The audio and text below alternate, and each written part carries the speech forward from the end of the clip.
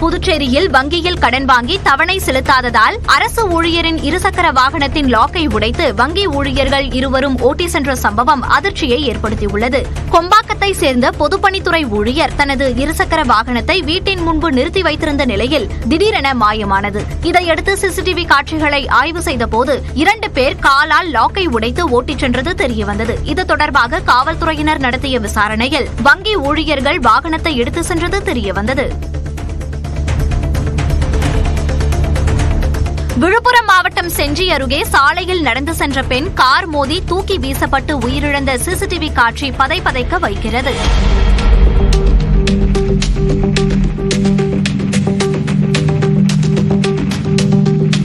Sathyamangalam petrol bunk அருகே ராகினி என்ற கூலி தொழிலாளி சாலையில் நடந்து சென்றார். அப்போது திருவண்ணாமலை மார்க்கமாக சென்ற சென்னையை சேர்ந்த கார் அவர் மீது மோதி தூக்கி வீசியது. இதில் பலத்த காயமடைந்த ராகினி சம்பவ இடத்திலேயே உயிரிழந்தார். காவல்துறையினர் வந்து உடலை கைப்பற்றி பிரேத பரிசோதனைக்கு அனுப்பி வைத்துவிட்டு விசாரணை நடத்தி வருகின்றனர். பெரம்பலூர் மாவட்டம் மங்களமேடு அருகே சென்னை திருச்சி தேசிய நெடுஞ்சாலையில் புளிய மரத்தில் மோதிய கார் தீப்பிடித்து எரிந்ததால் பரபரப்பு ஏற்பட்டது. திண்டுக்கல் மாவட்டம் கனப்பாடி கிராமத்தைச் சேர்ந்தவர் நல்லையா. இவர் சென்னை சென்றுவிட்டு ஊர் திரும்பினார். அப்போது சாலையின் குறுக்கே திடீரென நாய் ஓடி வந்ததால் கட்டுப்பாட்டை இழந்த இவர் காரை நிறுத்தினார். அப்போது பின்னால் வந்த கார் மோதியதால் நல்லையாவின் கார் நிலை தடுமாறி சாலையோர மரத்தில் மோதி தீப்பற்றி எரிந்தது. இதில் நல்லையாவின் காரில் பயணித்த 6 பேரும் லேசான காயத்துடன் உயிர் தப்பினர். சேலத்தில் பிளாஸ்டிக் பொருட்கள் பயன்பாட்டை தடுக்க வலியுறுத்தி பிளாஸ்டிக் பைகளை முகமூடியாக அணிந்தபடியும் கையில் வாழை இலையுடன் இளைஞர்கள் நூதன முறையில் மனு கொடுக்க வந்தனர்.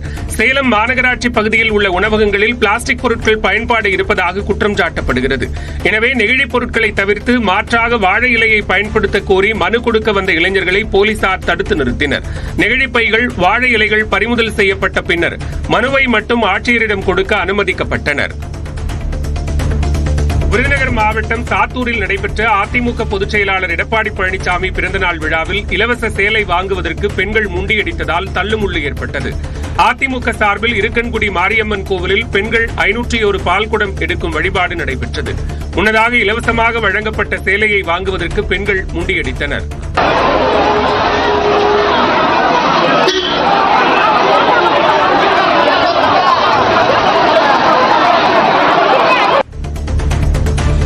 சிவகங்கை மாவட்டம் காரைக்குடியில் சாலையோரம் நிறுத்தப்பட்ட இருசக்கர வாகனத்திற்குள் தஞ்சமடைந்த நல்ல பாம்பு பாதுகாப்பாக வெளியே எடுக்கப்பட்டது. தனியார் உணவகத்திற்கு வந்த வாடிக்கையாளரின் வாகனத்திற்குள் பாம்பு செல்வதை அங்கிருந்தவர்கள் கவனித்தனர். இதனையடுத்து தீயணைப்பு வீரர்களுக்கு தகவல் அளிக்கப்பட்ட நிலையில் அவர்கள் வந்து நீண்ட போராட்டத்திற்கு பின்னர் பாம்பை உயிருடன் பிடித்து வனப்பகுதியில் விடுவதற்காக எடுத்துச் சென்றனர்.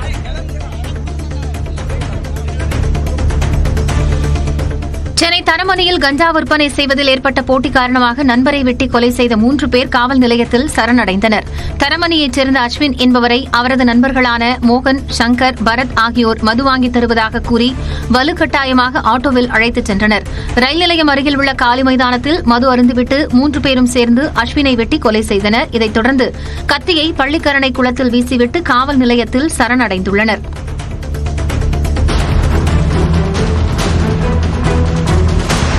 சிதம்பரம் அருகே குடும்ப தகராறில் இளம்பெண்ணை 2 பெண்கள் இரும்பு பைப்பால் கொடூரமாக தாக்கிய சிசிடிவி காட்சி நெஞ்சை பதறச் செய்வதாக உள்ளது.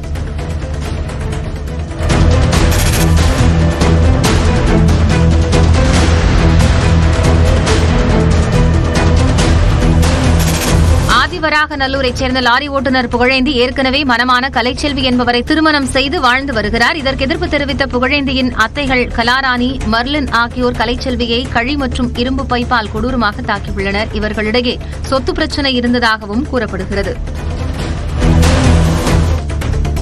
விருதுநகர் மாவட்டம் சிவகாசியில் ஆபரேஷன் சிந்தூர் நடவடிக்கையில் சிறப்பாக செயல்பட்ட இந்திய ராணுவ வீரர்களுக்கு ஆதரவாக பேரணி நடைபெற்றது. காகித விற்பனையாளர்கள் சங்கம் சார்பில் நடந்த இந்த பேரணியில் ஏராளமானோர் பங்கேற்று கைகளில் தேசிய கொடியை ஏந்தியபடி முக்கிய வீதிகள் வழியாக சென்றனர்.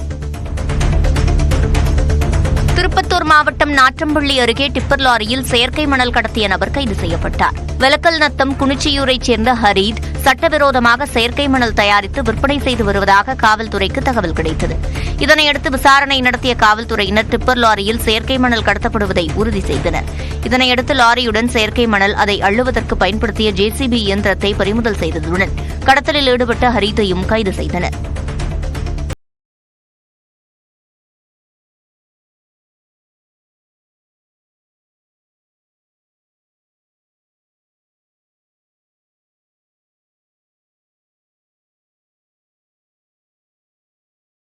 மாவட்டம் மானாமதுரையில் பக்தர்கள் வெள்ளத்தில் கள்ளழகர் வைகை ஆற்றில் எழுந்தருளிய கழுகு பார்வை காட்சிகள்தான் இவை. ஆனந்தவல்லி அம்மன் கோயிலில் சித்திரை திருவிழாவின் சிகர நிகழ்ச்சியாக கள்ளழகர் வைகை ஆற்றில் இறங்கும் வைபவம் நடைபெற்றது. இதனையொட்டி வீர அழகர் கள்ளழகர் வேடம் பூண்டு பச்சை பட்டுடுத்தி வெள்ளை குதிரை வாகனத்தில் எழுந்தருளினார். தொடர்ந்து காலை 6:39 மணியளவில் பக்தர்களின் கோவிந்தா கோவிந்தா முழக்கத்திற்கிடையே கள்ளழகர் வைகை ஆற்றில் இறங்கினார்.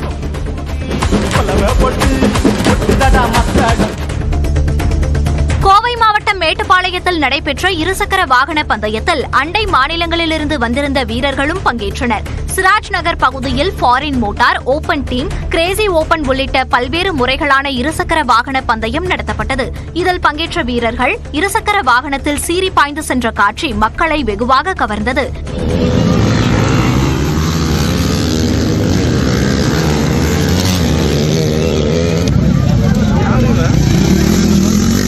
இதில் வெற்றி பெற்ற வீரர்களுக்கு பரிசுகளும் சுழற் கோப்பைகளும் வழங்கப்பட்டன.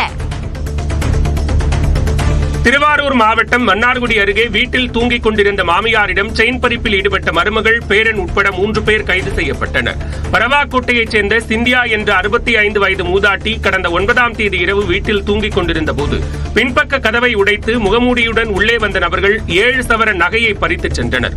இது தொடர்பாக காவல்துறையினர் நடத்திய விசாரணையில் சிந்தியாவின் மருமகள் அருள்செல்வி, பேரன் அருண்குமார் மற்றும் அருள்செல்வியின் தந்தை ஐயாதுரை ஆகியோர் நகைப்பறிப்பில் ஈடுபட்டதை கண்டுபிடித்தனர். இதனையடுத்து அவர்களை கைது செய்து நகையை பறிமுதல் செய்தனர். சிவகாசியில் உள்ள அரசு உதவி பெறும் பள்ளியைச் சேர்ந்த முன்னாள் மாணவர்கள் 50 ஆண்டுகளுக்கு பின்னர் சந்திக்கும் நிகழ்ச்சி நடைபெற்றது. 50 ஆண்டுகளை கடந்த பின்பும் ஒருவரை ஒருவர் அடையாளம் கண்டு தங்கள் குடும்பத்தினரை அறிமுகம் செய்து வைத்து குடும்ப விஷயங்களை பரிமாறிக்கொண்டனர். பள்ளியில் படித்தபோது வகுப்பு எடுத்த ஆசிரியர்களை அழைத்து கௌரவப்படுத்தினர். கலை நிகழ்ச்சிகளில் குடும்பத்தினரும் பங்கேற்று விழாவை கொண்டாடினர். சென்னை வலசரவாக்கம் அருகே இளைஞரை தாக்கி வழிப்பறியில் ஈடுபட்ட 3 பேர் கைது செய்யப்பட்டனர். ஜெகன் என்பவர் காரம்பாக்கத்தில் நடந்து சென்று கொண்டிருந்த போது இருசக்கர வாகனத்தில் வந்த அவரை வழிமறித்த 3 பேர் அவரை தாக்கி 400 ரூபாயை பறித்து தப்பிச் சென்றனர். இதுகுறித்த புகாரில் விசாரணை மேற்கொண்ட காவல்துறையினர் சத்யமூர்த்தி, விக்னேஷ், சுரேஷ் ஆகியோரை கைது செய்து பூந்தமல்லி நீதிமன்றத்தில் ஆஜர்படுத்தி புழல் சிறையில் அடைத்தனர். பூந்தமல்லி அருகே அரசு பேருந்து மோதி கார் அப்பளம் போல் நொறுங்கிய விபத்தில் பெண் சம்பவ இடத்திலேயே உயிரிழந்தார். சென்னையிலிருந்து வேலூர் நோக்கி சென்ற அரசு விரைவு பேருந்து முன்னால் சென்ற கார் மீது அதிவேகமாக மோதியது. இதில் கார் முற்றிலும் சேதமடைந்ததுடன் அதில் பயணித்த பியூலா என்ற பெண் உயிரிழந்தார். கார் ஓட்டுநரும் மற்றொரு பெண்ணும் காயமடைந்தனர். உதகை அருகே சீகூர் வனச்சரகத்திற்குட்பட்ட ஆனைக்கட்டி வனப்பகுதியில் பெண் சிறுத்தை இறந்து கிடந்தது குறித்து வனத்துறையினர் விசாரணை மேற்கொண்டு வருகின்றனர். வனத்துறை ஊழியர்கள் ரோந்து சென்றபோது சிறுத்தை இறந்து கிடப்பதை பார்த்த நிலையில் வன கால்நடை மருத்துவர் மூலம் பிரேத பரிசோதனை செய்யப்பட்டது. அதில் சிறுத்தைக்கு சுமார் 10 வயது இருக்கலாம் என்றும் மற்ற வனவிலங்கு தாக்கி உயிரிழந்திருக்கலாம் என்றும் கண்டறியப்பட்டது. கடந்த வாரம் யானை உயிரிழந்த நிலையில் தற்போது சிறுத்தை உயிரிழந்துள்ளது குறிப்பிடத்தக்கது. திண்டுக்கல் மாவட்டம் பழனியில் உள்ள உறவினர் வீட்டிற்கு வந்த சிறுவன் குளத்தில் மூழ்கி உயிரிழந்த சம்பவம் சோகத்தை ஏற்படுத்தியுள்ளது. தேனி மாவட்டம் சொக்கலிங்கபுரத்தைச் சேர்ந்த மாரீஸ்வரன் தனது மனைவி மற்றும் 11 வயது மகன் நரசிம்மாவுடன் பழனியில் உள்ள உறவினர் வீட்டிற்கு வந்தார். இதில் நரசிம்மா அக்கம்பக்கத்தைச் சேர்ந்த சிறுவர்களுடன் இடும்பன் குளத்தில் குளிக்கச் சென்றபோது நீரில் மூழ்கி உயிரிழந்தார். தகவல் அறிந்து வந்த தீயணைப்பு வீரர்கள் நீண்ட போராட்டத்திற்கு பின் உடலை கைப்பற்றி பிரேத பரிசோதனைக்கு அனுப்பினர். ராமநாதபுரம் மாவட்ட ஆட்சியர் வளாக கட்டடத்தில் பெண் ஒருவர் ஏறி தற்கொலை முயற்சியில் ஈடுபட்டதால் பரபரப்பு ஏற்பட்டது. தொண்டி பகுதியைச் சேர்ந்த அந்த பெண் கடந்த 6 மாதங்களுக்கு முன்பு தனது வீட்டில் நடந்த கொள்ளை நிகழ்வு குறித்த புகாரின் மீது காவல்துறையினர் நடவடிக்கை எடுக்கவில்லை என குற்றம் சாட்டி ஆட்சியர் வளாக கட்டடத்திலிருந்து குதிக்க முயன்றார். அங்கு பாதுகாப்பு பணியில் இருந்த காவல்துறையினர் அந்த பெண்ணை இழுத்து காப்பாற்றி அவரது புகார் குறித்து விசாரணை மேற்கொண்டனர்.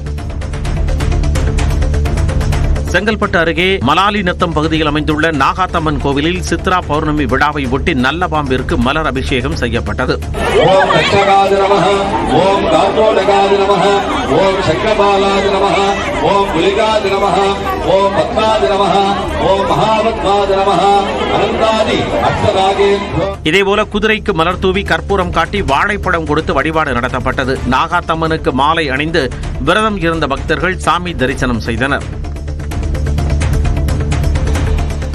காஞ்சிபுரம் மாவட்டம் ஸ்ரீபெரும்புதூர் மற்றும் சுற்றுவட்டார பகுதிகளில் பலத்த காற்றுடன் மழை பெய்தது. சுங்குவார் சத்திரம், ஒரகடம், தண்டலம், சோமங்கலம், மணிமங்கலம், படப்பை உள்ளிட்ட பகுதிகளில் சாலைகளில் தண்ணீர் வழிந்தோடும் அளவுக்கு மழை பெய்தது.